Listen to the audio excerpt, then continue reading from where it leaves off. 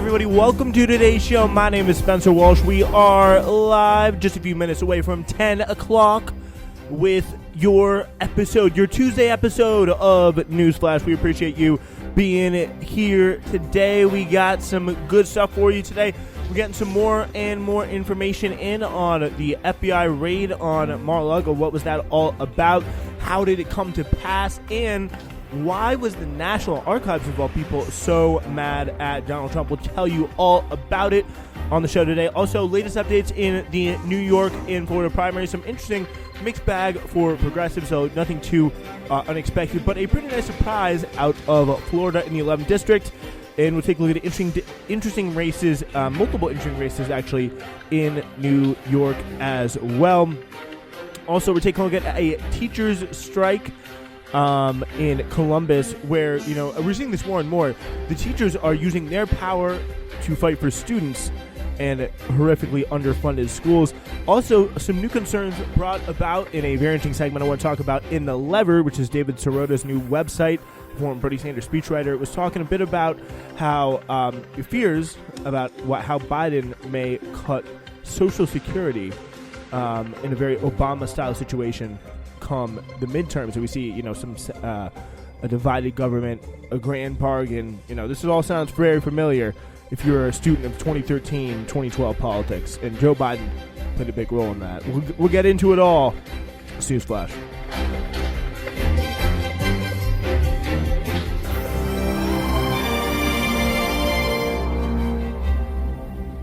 All right, ladies and gentlemen, we are starting at the top today with the big news in the Washington Post about Mar-a-Lago, FBI, feds, all of that stuff. And this battle over classified documents, this dispute, this war of words has been going on actually for quite a long time. Donald Trump's lawyers, they received ominous news about this in an April 12th email from the National Archives. The FBI would soon examine sensitive documents the former president had reluctantly returned to the government from his Florida club 3 months earlier. The communication, so this is documents that they'd already given back, Trump had, and on April 12th of this year, the National Archives says, okay, FBI is going to look at them. The communication, which had been reviewed by the Washington Post, turned out to be a crucial pivot point in the probe of Trump's handling of classified documents that led to the dramatic search of his Mar-a-Lago club earlier this month.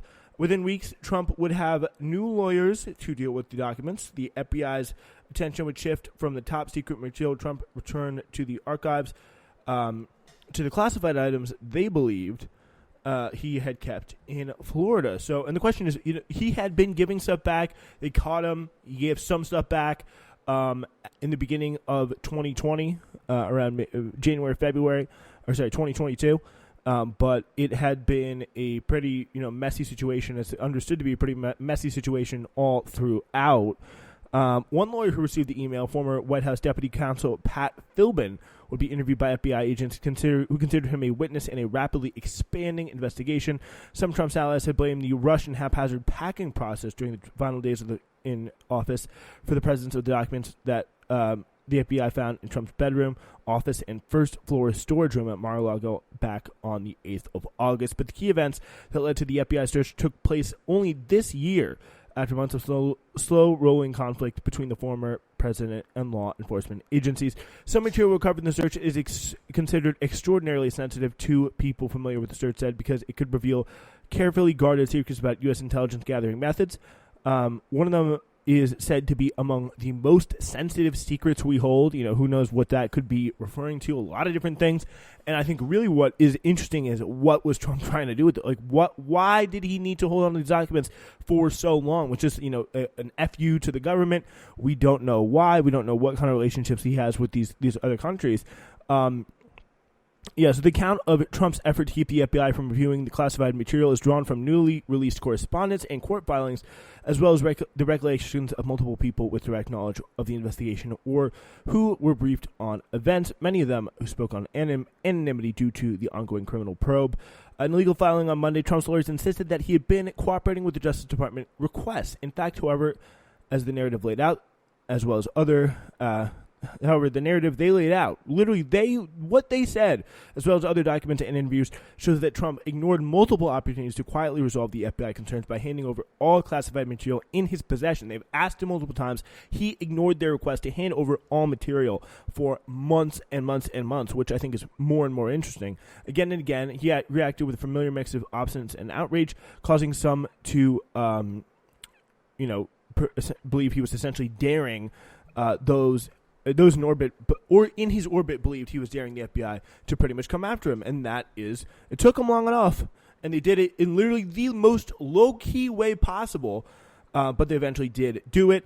In a May 10th letter to Trump lawyer Evan Corcoran, which was released on Tuesday, acting archivist Deborah Seidel-Wall outlined weeks of resistance that had followed the April 12th email. Trump had to delay and thwart the FBI's review of the records he had turned over to the archives in January. Seidel-Wall wrote, despite a finding by the Justice Department that the records included 100 classified documents comprising 700 pages of materials, some of it extraordinarily sensitive information related to secret operations and programs with a very limited access on a need-to-know basis. So this is some pretty sensitive stuff.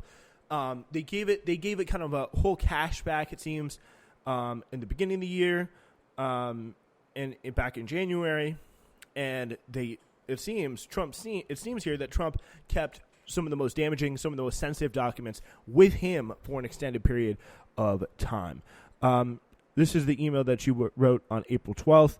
On May 10th. It has now been 4 weeks since we first informed you of our intent to provide the FBI access to the boxes so that it and others in the intelligence community can conduct a review. So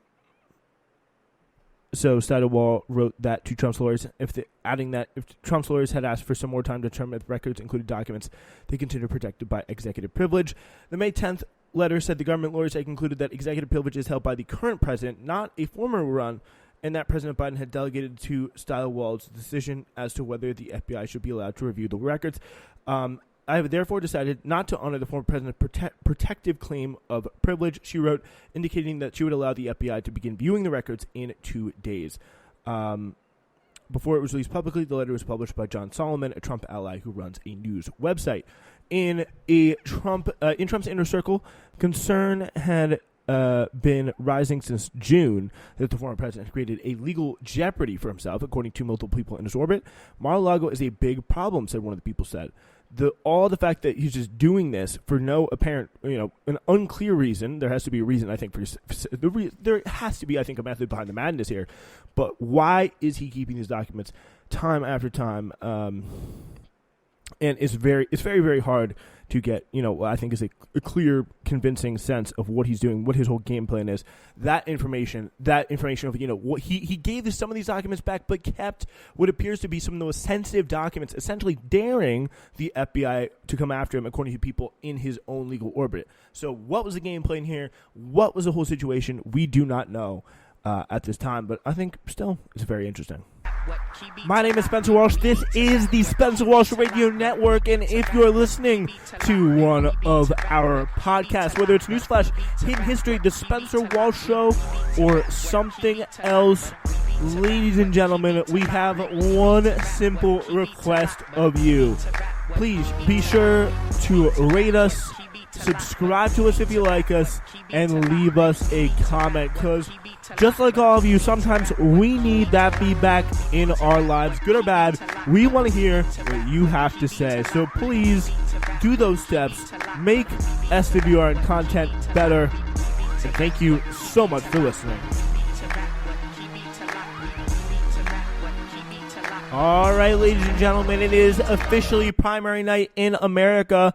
Very interesting situation and a very intense battle. Actually, multiple intense battles going on all throughout this country here today. Or actually, really only in Florida and New York, because those are where the primaries are. We're going to go through some of the key races, some primary battles, some interesting special election runoffs.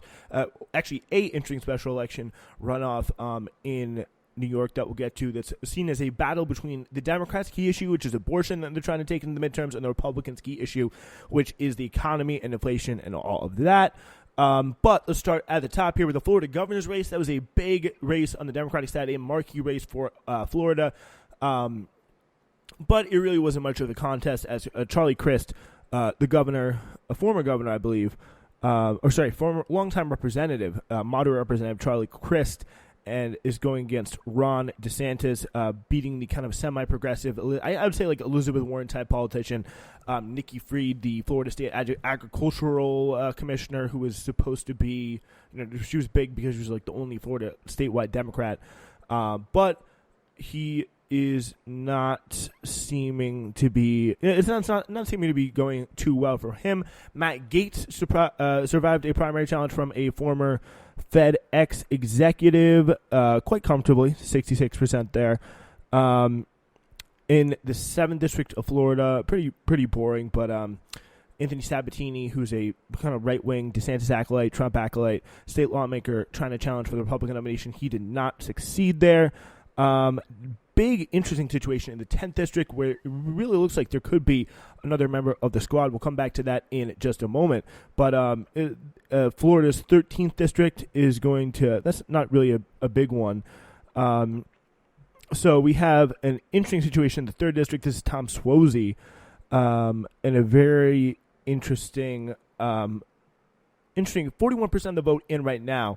Still definitely a lot of votes to come in. It's a very split race throughout, and right now it is in the 3rd district as Democrats are vying to fill. This is the seat, which is northern Long Island. I want to say, all throughout Nassau County and a little bit of Queens. It's right where the Islanders play. If you've been in that stadium, I just went there for the Kendrick Lamar concert. It was a really nice stadium. But yeah, Robert Zimmerman, who I believe is a long-time county executive there. Robert Zimmerman, he has won the primary. He cut off somebody who essentially would be a new Josh Gottheimer. He's in a comfortable lead there in the 3rd district to 40% to Joshua Lafazan, who would have been we talked about him, I believe, on a past show. He was is down at 16% to the leader's 38%.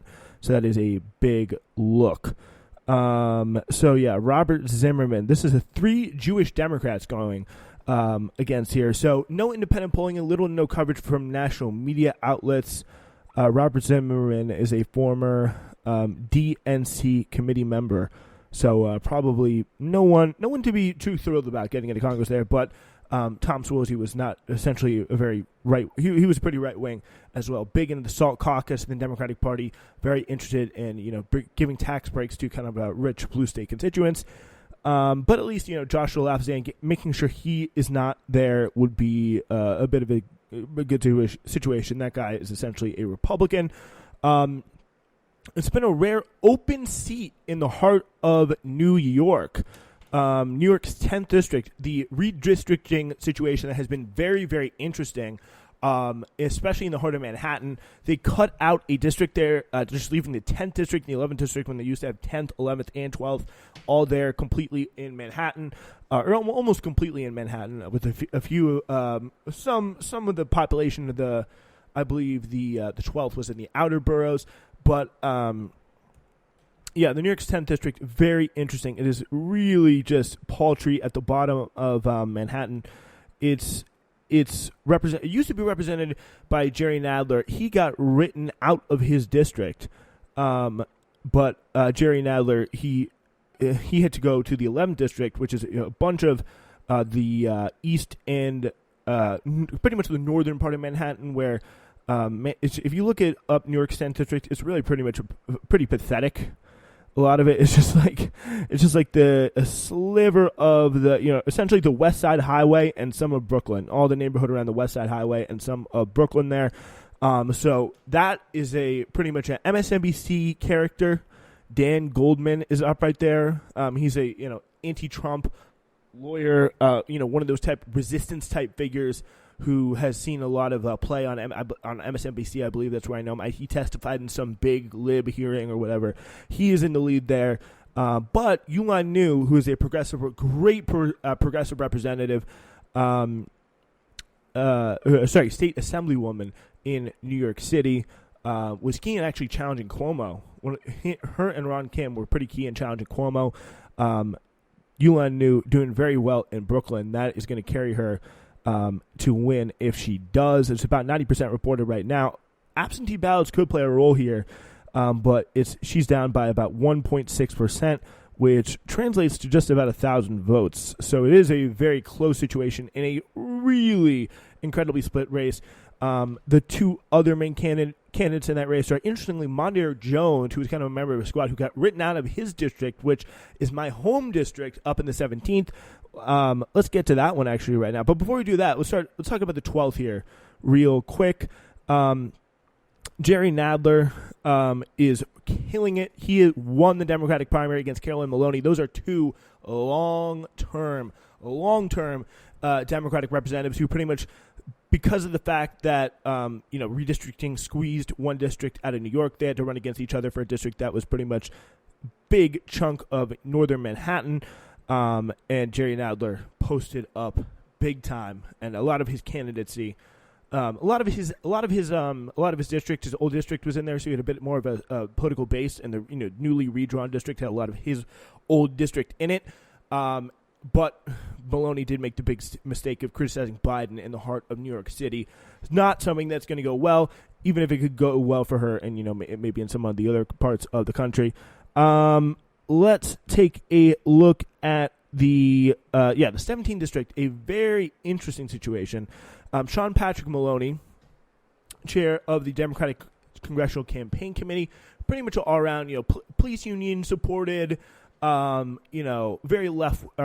right wing Democratic Party member, has unfortunately won 66-33, pretty much blown out with about 69% of the vote in. Alessandra Biaggi, who she did all right, and she did better, I guess, in Rockland and Westchester. But did not do well in Rockland County and Westchester. Did not do well in Putnam and Dutchess, the northern, more conservative parts of the country. But it does seem like it is official. Race called by the Associated Press. Sean Patrick Maloney going back to Congress there. Never the best situation, but that was it was always going to be a pretty tough campaign for her to run, given that he's a lot more institutional support, pretty much controls the Democratic Congressional Campaign Committee, has big influence in New York State politics, and somebody who pretty much just ran to that district, for the safest odds, and pretty much heavily outspent Biaggi. If she really works on it, though, I could see her coming back in the future. I wouldn't be too surprised. Meanwhile, a interesting situation in New York's 19th. So a special election to fill a House seat in the Hudson Valley of New York. The Hudson River Valley has taken on outsized proportions after Supreme Court rulings on guns and abortion that have really affected New York State. A Republican, Mark Molinaro, and a Democrat, Pat Ryan, have framed the contest as a crucial opportunity to send a national message. So the 18th district and the 19th district are kind of going back and forth on this. Molinaro is I believe, Dutchess County executive, and Ryan is the Ulster County executive. And right now, Pat Ryan is absolutely blowing Mark Molinaro out of the water up there with 50% and 60-39%, which is pretty surprising. And it's a bit of a weird situation because this district is essentially going to be redrawn by the time of the next election. So yeah, it's going to be very interesting here, to say the least.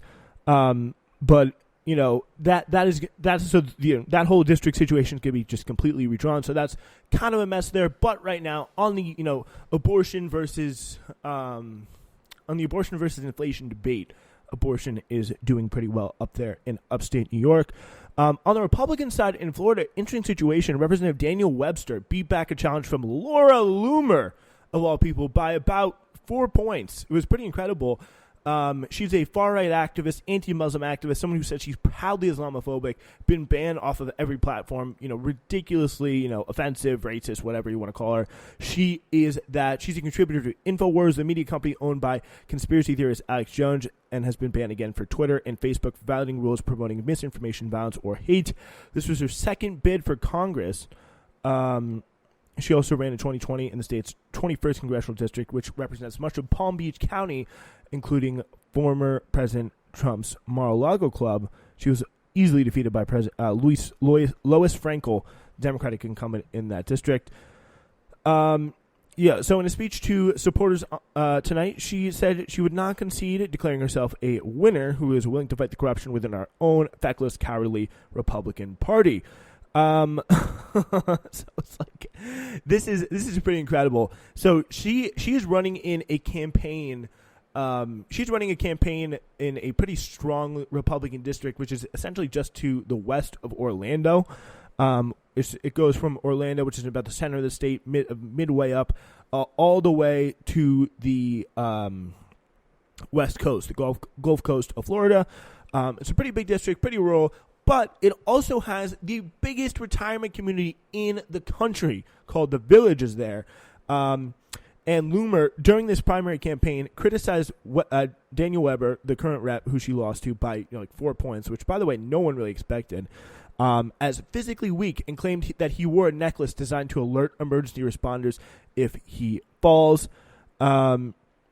She was pretty much attacking him for being old and wearing a life alert necklace, which I did see him actually wear, which is pretty funny. It's like we can't have old members of Congress wearing a life alert badges around all the time. But no lie, the people in the Villages held golf cart parades in support of her, and she did incredibly well. So take that, Daily Beast and New York Times, who have been kind of making fun of her for this. Loomer's attacks on Webster, an established conservative congressman, as a Republican in name, gained some traction. She repeatedly tried to Webster for missing the impeachment vote against Trump after January 6th, accusing him of abandoning the former president.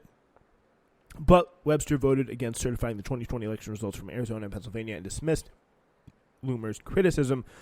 Loomer raised and spent more money than Webster in the race, received support from an outside group called the American Liberty Fund. So that's an interesting situation there. So the just going back briefly again to the 19th district, where two Hudson Valley County executives, Molinaro and Ryan, that we just talked about, they're feeling a seat left by Lieutenant Governor Antonio Delgado. So these are going to be running. They're going to be running in a reformulated district. So it's a little bit awkward, but nonetheless, there is still it's going to completely change the fall. But it offers a bit of a bellwether to where we are right now. 59-41 right now. Pat Ryan is up big time. So with that being said, let's move on to Florida. This is the race that I want to highlight because some good news, to say the least. Maxwell Frost, just one out of 10 Democrats running to place U.S. Representative Val Demings out in Florida. She represents Orlando, and it was 25-year-old political organizer Maxwell Frost who came out on top again, over 10 lawmakers. So the former March for Our Lives and ACLU organizer who now drives an Uber to make ends meet while campaigning was named by 34% of response in this in a Data for Progress poll as the most likely person and that they would like to win. And in the Florida 10th, it is official. It is official. We do have Frost winning. The margin ended up being 34%, so it was dead on. 34%. Data for Sean McElwee killing it on the polling game right there. For as many criticisms as you may have of the guy. The former March for Our Lives and ACLU organizer who drives an Uber got 34% of the vote. Randolph Bracey came in second. Alan Grayson still splitting the left-wing vote there. He's a former left-wing representative from around the same area. He got 15%. But Maxwell Frost, moving on to the general, he would be the first. He would be highly likely to win a seat in the U.S. House, becoming the first Afro-Cuban American and the first member of Generation Z in Congress. Frost became politically active at age 15, canvassing to gather support for gun control reform after 2012, the Sandy Hook school shooting. He survived an incident of gun violence 3 years later, and then became national organizing director for March for Our Lives. I think he became, I think it was the Pulse shooting, according to his tweet, that he was involved in. It was a really horrific, the Orlando gay nightclub shooting. So Frost worked with the ACLU to pass Amendment 4, which is the felon voting right thing, and has received Voting Rights Act, I should say, not thing. Frost's organizing experience left him feeling optimistic about the appeal of progressive proposals regarding issues like gun control, abortion rights, or Medicare for all in Florida and across the country, he told Teen Vogue on Monday. And you talk about the minimum wage amendment, which he also worked on. 60% of voters approved both those amendments in Florida. And this is a state where Florida Democrats struggle to win statewide elections on the regular. They literally can't win statewide elections on the regular. So it shows you, the quality of exactly what we have going on there. But yeah, Frost also backs an assault weapons ban and background checks for all firearm sales, fully funded community-led violence intervention programs, a demilitarized police force, and a Green New Deal and Civilian Climate Corps to expand renewable energy infrastructure and draw down fossil fuel emissions. So yeah, it's going to be good to have him in Congress, even though the left has taken some losses, as it does turn out on tonight and throughout the primary cycle. But there will be at least one gain this year. It'll be interesting though to see if they can Uline New can pull that out in the 10th district in New York. That'll be another, I'd say, pretty solid progressive win. So about 25 to 24% still there at the moment. All right. With that being said, I think that's a good. That's probably enough primary talk for the moment. We will now take this time to move on to our next story. It's all about a teacher strike in Columbus. It's 47 years. It's 47 years. They've, for the first time in 47 years, they will head to the picket line. Teachers and support staff in Ohio's largest school district went on strike on Monday to demand better working and learning conditions, exemplifying mounting discontent over sustained and intensified attacks on public education that have increasingly led to understaffed and ill-equipped classrooms. Because, in America, that is obviously the common refrain when it comes to public schools. It's pretty much a circular firing squad because, it's a cycle of death, whatever you want to call it, because, they'll be chronically underfunded and then they'll be just chronically attacked for, they're failing our kids. They're not doing what they can. But meanwhile, you get teachers who care so much, working so hard, which is with dwindling resources, years and years of budget cuts all throughout the country, especially on the state level in a lot of these Midwestern states, a lot of these red governments on the state level. It is with full understanding of the sacrifices that students, parents, and teachers will have to make together to win the schools Columbus students deserve, that CEA members overwhelmingly rejected the board's last, best, and final offer tonight and intend to strike. CEA spokesperson Gina Fuentes said at the time, no negotiations currently scheduled between the two sides. The district's 47,000 plus students are poised to start the year online this Wednesday. Their teachers, librarians, counselors, and other staff, meanwhile, plan to keep picketing for improved learning environment and expanded opportunities for art, music, and physical education, something they begin to do on Monday morning across the city. NEA president Princess Moss, vice president, that's pretty cool. That's a cool name. Joined a picket line, walking alongside others, calling for schools our students deserve. So pretty much here's what they're fighting over. So they will have, and the good thing is I think the union is doing this. Free school lunches and breakfast for the next day will be distributed in grab-and-go containers each school day at 25 locations, according to the Columbus Dispatch.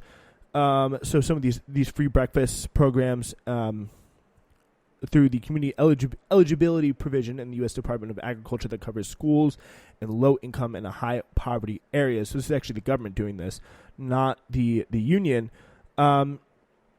So they'll have various locations to go pick up their school meals. So the CEA's notice of intent to strike cited disagreement over learning conditions such as smaller class sizes, full-time art, music, and PE teachers at the elementary level, and functional heating and air conditioning in classrooms. So that's pretty much what they're fighting over. It's not a lot of pay. It's not about the pay rise, but of course you can hear if you listen to school board leaders, they'll always bring up teacher pay. They'll always say, "Oh, well, we're offering them a 3% pay rise. Why aren't they?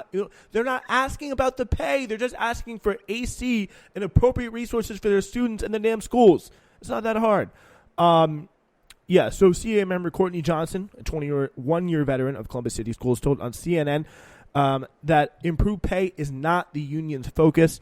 The strike is about our students, Johnson said. Our Columbus City school students deserve a commitment to modern schools with properly working heating and AC, smaller class sizes, art, music, and PE. The school board wants to ask voters for more money. The union wants the board to use federal money. So that's something that is pretty interesting there, to say the least, about where they want to get the money from, the federal money that exists there, or do they want to go to the voters, which opens up a whole other can of worms, obviously.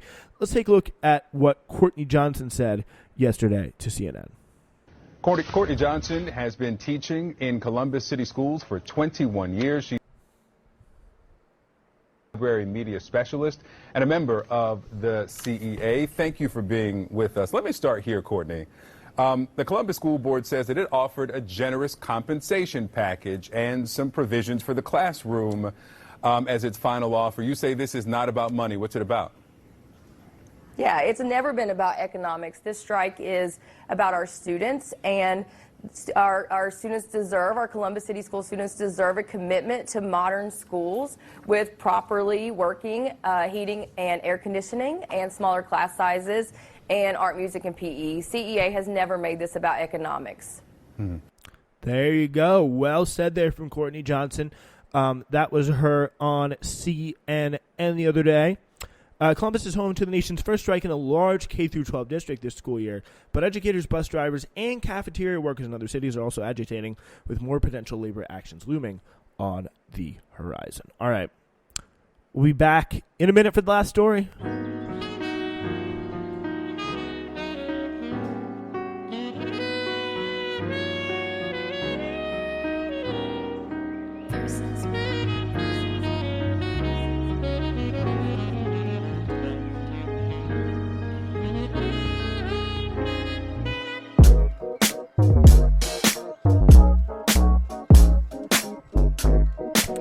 Ladies and gentlemen, you are listening to News Flash, another live Tuesday episode. Always fun to go with. And yeah, a lot of interesting situations going on.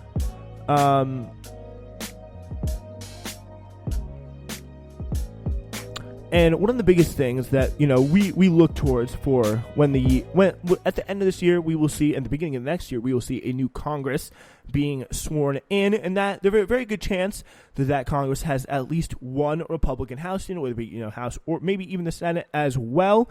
Early this year, President Biden nominated a longtime advocate of Social Security privatization and benefit cuts to the bipartisan board that oversees the system. So this is in The Lever here. This is David Soda's outlet, written by Andrew Perez. The move came after Republican Senator Lindsey Graham started pushing entitlement reform, a handy euphemism for cutting Social Security and Medicaid, not unlike Biden's longtime advocacy of slashing the critical senior retirement benefits. So Joe Biden is pretty much the one who is pushing, because obviously a very, very similar situation. You got Obama first term, you got Biden, you got Obama first term, first 2 years, complete Democratic control, one party in power. Obviously, after the midterms, that changes pretty drastically. They go for the grand bargain. They keep pushing. They keep trying to get a sense of what accurately is going on. But I think it wasn't actually 2010. I think it was actually 2014 when they had the grand bargain, which was Mitch McConnell almost got in there with Barack Obama, and Joe Biden was a big proponent of this at the time, to make severe cuts to Social Security, Medicare, and Medicaid. I think the big problem was that the Republicans just walked out. Tea Party just walked out because they were pissed off that they were not cut enough. So. This pretty much is a very, very big and often, contentious mode of political fighting. More than a decade before Graham was roasted for his recent comments about entitlement reform, President Barack Obama and Vice President Biden held a ceremony at the White House to announce a commission to cut Social Security and Medicare. This came despite Obama vowing on the campaign trail to not cut cost of living adjustments or raise the retirement age for Social Security. If Biden follows in Obama's footsteps and capitulates to congressional Republicans who are on track to win control Congress during November's midterms, older Americans will take a hit, and so will the last semblance of our safety net. This is a report from the Daily Poster. Let's take a look. The question for you this morning: should Social Security be cut? A historic offer on Social Security. We have learned overnight that President Obama is reaching out to Republicans. He is offering a new budget proposal. It could include cuts in all the major entitlement programs, including Social Security. And I'm committed to working with anyone, Democrat or Republican, who wants to strengthen Social Security. The last time there was a midterm disaster for the Democrats, when Joe Biden was vice president, the Obama administration pushed forward with a commission to try to cut Social Security, to try to show its bipartisan bona fides. This is the Paul Ryan era. This is the real conflict between people like John Boehner and Paul Ryan, who just wanted to just do anything to suck the last little bit out of the American working poor and the social welfare system. That is what they wanted to do. They were vampires, pure coke vampires for that cause. And then, a more rabid part of the base, and mostly in the House, that wanted to do anything to just screw over Obama. And does deserve credit for challenging his party on entitlements. In 2008, candidate Obama vowed he would not cut Social Security. John McCain's campaign has gone even further, suggesting that the best answer for the growing pressures on Social Security might be to cut cost of living adjustments or raise the retirement age. Now, let me be clear, I will not do either. I do not believe that we need to cut benefits. The president bit the bullet, proposing cost of living adjustments to Social Security. Essentially what the president will propose is less generous cost of living adjustments. That's the inflation adjustment recipients on a fixed income receive every year. It would reduce future benefits to Social Security recipients, military veterans, and civilian federal employees. You can imagine a situation where after a bad midterm election, Joe Biden, a guy who has pushed for Social Security and Medicare cuts for most of his adult life. I not only tried it once, I tried it twice, I tried it a third time, and I tried it a fourth time. You can imagine him saying, look, I got to move to the quote-unquote center. People like Lindsey Graham want to cut Social Security and Medicare, and here I am. That's what we're going to do. I believe that both sides can come together to begin to embrace those savings and manage down the debt and deficit. Social Security has nothing to do with the deficit. Social Security is totally funded by the payroll tax levied on employer and employee. The question is, at what point can we have a serious conversation about Medicare, a serious conversation about Social Security? Oh, people are going to want to start to having it, and that is for sure. I mean, I think a big part about American politics is like there's always something they got to look to take away, and they've been trying with Social Security for a long time. It'll be interesting to see if they can do it. It's very possible. Joe Biden has authentically really been genuinely trying to do that for a very long time. So with that being said, it's going to be interesting to see. It's going to be interesting to see what happens after that midterm, and the tone of what people are talking about after that midterm is. How badly will people take the loss? Will they be completely distraught? And why will people if the loss comes, and how bad is the loss? It's a big whole host of questions. A very, very complex and something that a lot of people spend a lot of time parsing, but if there isn't enough resistance in Congress to these certain things, we didn't have at that time. We didn't have AOCs. We had Bernie, but he wasn't surrounded by the people, the movement that he is surrounded with now. And if there isn't, holy hell to pay for Barack Obama or Biden from his left, if he tries to do something like cut Social Security, then then what is the point really of all these people? I think the grand bargain actually was with John Boehner. That is correct, but yeah, like what is the point of it? If you got AOC in there, you got all the squad in there, and you can't protect the basic threadbare American welfare state that has just been consistently eaten away at ever since it was first created. And if you're just ready, if you're it's almost more pathetic for people like Bernie and Biden or AOC if they can't do anything. As useless as they've been throughout the first half of the Biden presidency thus far, if they can't do anything about that, what are they there for? So anyway, should be very interesting. That's kind of a long way away though, so a lot of other stuff to talk about in the meantime. Firstly, about what happens with these whole midterm elections. But with that being said, that is all the time we got for today. Thank you so much for joining us here on this Primary Night Show. We'll see you on Wednesday.